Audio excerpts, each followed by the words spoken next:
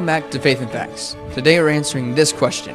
How do civilizations, separated by oceans, languages, and centuries, all remember the same events? Well, we see that they don't have similar values, they don't have similar gods, but they have similar stories. And how does this happen? When they're separated, obviously by ocean, so distance is an issue there. Communication, different languages. They don't have the same languages, so how do they communicate with each other to have the same story? And even time. Some of them have a different time frame of a story, and some of them are newer, some of them are older. But how are they similar but not quite the same? Well, today we're going to answer that. And the first one is going to be the global flood memory. So there are over 200 flood legends around the world. They have these same core elements. They have a global destruction. They have a judgment. They have one family is saved. They have animals preserved and a new beginning. So how do they get all these things but are slightly different but are mostly the same? Well, let's look at the first one today. The first one is going to be the Epic of Gilgamesh. I'm going to read to you what this one is about. The Epic of Gilgamesh tells the story of a great flood sent by the gods to wipe out humanity. A righteous man is warned in advance and instructed to build a massive boat. He brings animals aboard the boat to preserve life. He survives a flood that destroys civilization, and eventually the boat comes to rest on a mountain. After the waters recede, the righteous man releases birds to see if dry land has appeared. The story presents the flood as a world-ending catastrophe followed by renewal. So as I read this, you might be like, oh, that's kind of similar to what the Bible says. And slightly different, whereas it wasn't just, it wasn't one man, it was 8 people. He had Noah, his wife, his 3 sons, and their wives. So you had 8 people on this ark, along with the animals. But there are a lot of the key elements there are the same or similar. Let's look at the next epic. This is the Atrahasis Epic. The Atrahasis Epic, which is older than Gilgamesh, describes the gods deciding to destroy humanity because of human corruption and noise. Sounds kind of similar to the Bible. One man, Atrahasis, is secretly warned and told to build a vessel to survive the coming flood. Again, similar to what the Bible says. The flood devastates mankind, but this man and those with him are preserved. Now we've got multiple people, not just one. Afterward, sacrifices are offered, and humanity begins again. It's also similar to what the Bible says. But this account emphasizes divine judgment, forewarning, survival through a boat, and restoration. All similar and very close to what the Bible says, different names and different situations. But now let's look at the next one. It's the Eridu Genesis. Let's see how similar this one is. So the Eridu Genesis contains one of the earliest written flood traditions.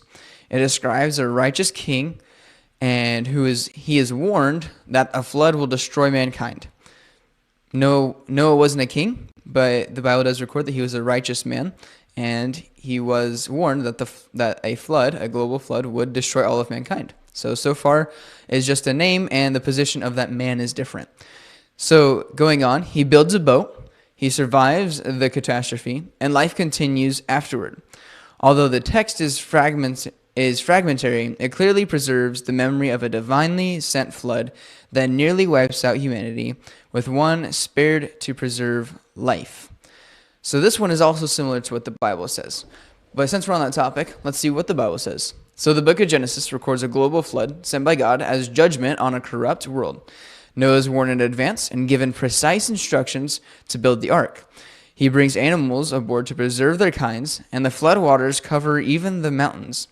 After the waters recede, the ark rests on the mountains of Ararat. Birds are released to test for dry land, and God establishes a covenant marking a new beginning for humanity. That covenant, by the way, is the rainbow. The account is presented as historical narrative rather than symbolic myth. And that's where it's a little different than all the other ones, is that the Bible is a historic document. These other ones are seen more as a myth and are presented more as a myth rather than history. So we see what the Bible says. We see the story of the accounts of the Bible here And we saw the other three and how they're kind of the same, slightly different, but have that same idea there. But let's look at ancient Chinese flood traditions. So the ancient Chinese records describe a massive flood that overwhelmed the land and nearly destroyed civilization. So these accounts focused on the prolonged nature and devastating scale of the waters, which required major efforts to control and recover from. The flood represents a reset of history, which is kind of true, after which society had to be rebuilt. True. While the emphasis is not on a single boat, the memory of near total destruction by water remains central. So here for the Chinese one, their main central idea is that there is nearly total destruction by water, which is similar to what the Bible says. The destruction of the earth was almost completely total if it weren't for the ark and what the ark preserved with man and animals. So we have similar there, not as accurate as all the other ones. Now let's look at the indigenous American flood traditions. So many indigenous cultures in the Americas preserve flood traditions describing a world destroyed by water. These stories often include warnings given to a small group of survivors who escape by boats, canoes, or hollow logs. Animals are frequently preserved, and after the flood, a new world begins. So these accounts developed independently from the Middle Eastern traditions, yet they preserve the same core idea of catastrophic judgment followed by renewal. So as we see all these different cultural stories, they all have that same idea that there was a massive flood or there was water that destroyed the majority of mankind, if not all, except for one person or a small group of people. So why does this matter? Well, these cultures didn't share language, geography, or even their religion, yet they preserve the same core event. They have different details, but they do still have the same disaster. So culture, though, as we see throughout the world and through ancient history, they disagree on almost everything except for this idea here, and that's a global flood. And that is what's really interesting. Next, let's look at long lifespans in early history. So we have early civilizations that record longer lifespans, semi-mythical ancestors. So we see these ancient kings lists and genealogies. They have long lines of kings from different cultures. They have genealogies that stretch far back, and then these people lived a long time. When we look through the genealogies in the Bible, we saw that there were people living up to 900 years. 800 and 700 were average before the flood, and then after the flood, about 400 was average for a while, and then they died off to about 200, and then 100 years to the average that we have today of about 87. So, but if you look at these cultures, they all have a similar record.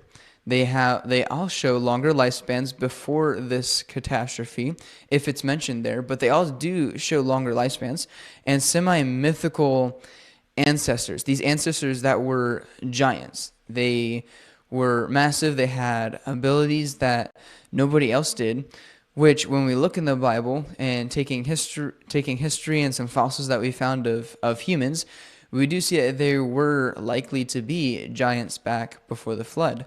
Maybe something we'll get into at another time. So this bears the question, were they exaggerating? Or were they remembering something closer to the beginning? Now let's look at the next part. We see that dragons are everywhere. So dragons appear globally. They appear in Europe, Asia, and the Americas. They are described as reptilian. A lot of them are fire-breathing, and they are dangerous. I know I've been to the Creation Museum in Kentucky. If you haven't, I definitely recommend it. As you walk in, they have a full section dedicated to just dragons. And as you go in, it goes through the time frame and goes through how all these different cultures have this idea of a dragon. We have the Chinese dragons that we commonly think of during their Chinese New Year, but then we have the European dragons that we often see in like the fairy tales where they have this dragon sitting in a cave. He often has wings or a scale-like, breathes fire, very dangerous, and the knights have to go out there and slay this dragon. Well, did you know that there's also one in the Americas that was discovered back in the 1800s? And here in Arizona, it was discovered near Tombstone. It was described as a phoenix and a fire-breathing dragon. There's even pictures on it online. I'll see if I can show one to you right now. But this one was discovered back in the 1800s, so fairly similar. So these dragons might just be different representations. Remember when we talked about dragons before? They used words that they knew of to describe things back in the day. So these dragons might have just been dinosaurs that had these unique abilities. We don't know for sure because we weren't there. But all these different cultures have this idea of a dragon all over the world, just like the flood. So where's the question with that? So why do cultures that never met describe the same creature? Where did these creatures come from? Well, it's possible that they all remember this creature. Going back to the flood, they had their ancestors remember this creature that came off the ark, that grew and multiplied, and now it has babies and had this similar thing. And as they were scattered throughout the world, they remembered that there was this animal, and they use it in their myths, or they use it as a god, or they used it in their stories that their ancestors told them long before. It just becomes a myth or part of the culture later on down the road. But part number 4 I want to look at is the towers, the languages, and division. So all over the world, we see stories of a great tower, human pride, language, confusion, and sudden dispersion. We haven't talked about this yet, but there was going on in Genesis, you have the Tower of Babel. And what happened was after the flood, you had all of mankind stayed in one location. So they decided to build a massive building to be able to get and reach God. Well, God commanded man to disperse among the earth and populate the whole world. Well, by them staying in one location, they failed to do this. And because there was only one language at the time, they were able to accomplish great things and many things at one time. So God, seeing this and seeing their disobedience, decided to confuse their languages. So you can imagine as you're trying to build this building, and then all of a sudden you ask your buddy Sam over here for a hammer, and he's looking at you with a weird face because he doesn't even know what you're saying. So we see that languages were confused. They have this great tower that they're trying to build, and sudden dispersion, all found in the book of Genesis. But what's really interesting about these towers is that when you look all over the world, some of these towers or ziggurats are often very similar to what you see in the Middle East. They carry the same shape. They're very pyramid-like. So as they dispersed all over the world, they took their ideas of what they remembered and started building their temples similar to how they remember how their ancestors were taught them, or how their ancestors remembered from Babylon as they get to different locations. So let's look at the big question. So are all these myths, or are they memories? So we see that they have the same pattern, they have the same themes, they have the same events, but they have different names. So as you go through, it is very hard to see that these are myths. It's easier to see that they're a memory from a common location, from a common ancestry group. And as they were dispersed, they took these memories that were with them, and they developed into the stories that we see today, and part of the cultures that we see through ancient cultures and even cultures today. So as they were dispersed, that was taken with them. So it's not hard to believe that these are memories that, like the game of telephone, were changed and tweaked a little bit over time. So when stories repeat across the entire world, they stop looking like a coincidence. They start looking like evidence. So maybe ancient cultures weren't inventing myths. Maybe, just maybe, they are preserving history.